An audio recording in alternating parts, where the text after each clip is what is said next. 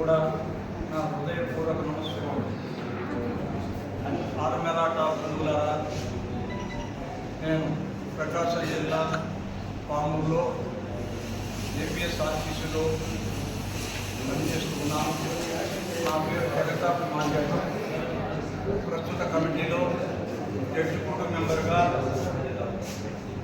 అంబూరి వెంకటేశ్వర్లు గారి అధ్యక్షతన దుమ్మినేని గారి యొక్క అడుగుదాడల్లో, అదేవిధంగా సీనియర్ నాయకులైనటువంటి శాంతారాం పవార్ కానివ్వండి, రాజా కాశయ్య గారు కానివ్వండి, శివరాం బ్రహ్మం కానివ్వండి, వాళ్ళందరితో నాకు పరిచయాలు ఉన్నాయి.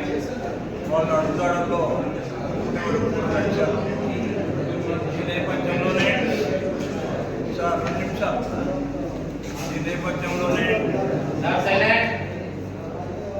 మన పెద్దలు మన యొక్క సంఘానికి బలమైన పునాది వేశారు. బీసీ లేని సమయంలోనే, మన క్యాస్ట్ అంటే ఏంటో తెలియని సందర్భంలోనే మన క్యాస్ట్ని రాష్ట్ర వ్యాప్తంగా మేము ఆరు మరాఠీలు మేము కూడా ఉన్నాము.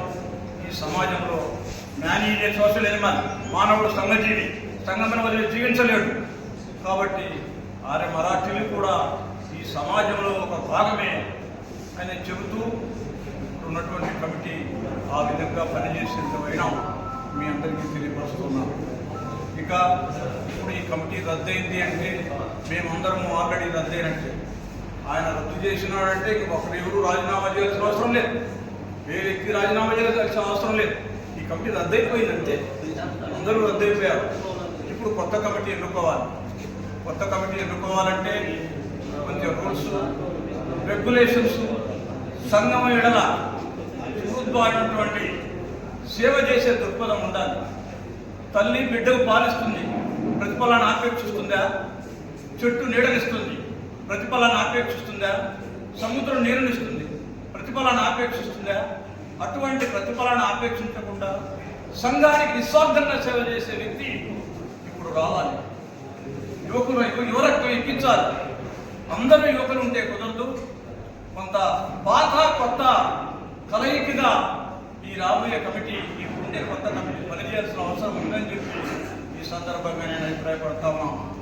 ఇంకా ఈ నేపథ్యంలోనే రాష్ట్రం విడిపోయిన తర్వాత మనము మన కులము అసలు ఎక్కడో ఎవరో చెప్పుకునే పరిస్థితి లేదు. అక్కడ తెలంగాణలో కూడా ఐక్యతగా ఉన్నారు. వాళ్ళు ఓబీసీ కూడా సాధించుకునే పరిస్థితిలో ఉన్నారు. మనం ఇక్కడ ఐక్యత లేదు. ఐకమత్యమే మహాబలం, యూనిటీ ఈజ్ ఏ స్ట్రెంగ్త్. మనం ఐక్యత లేకపోతే సంఘంలో జీవించలేము. ఒక్కొక్క గ్రూపులుగా ఏర్పడితే మనం అనుకున్న గమ్యానికి రీచ్ కాలేము. మహానుభావులు మన ముందున్నటువంటి మన సంఘ నాయకులు బలమైన చెట్టుని నాటారు.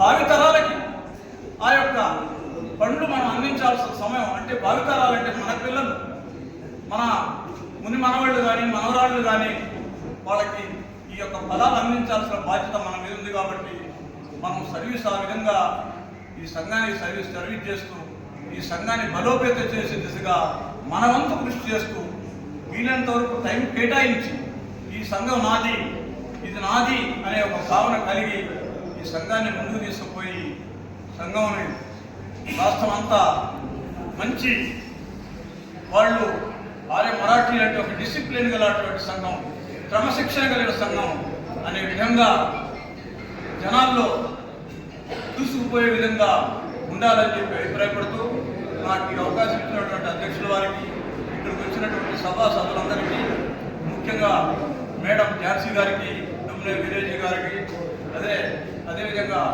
తిరుపతి నుంచి వచ్చినటువంటి సుబ్రహ్మణ్యం గారికి, నారాయణరావు గారికి పేరు పేరున నా హృదయపూర్వక నమస్కారాలు తెలియజేస్తున్నాను.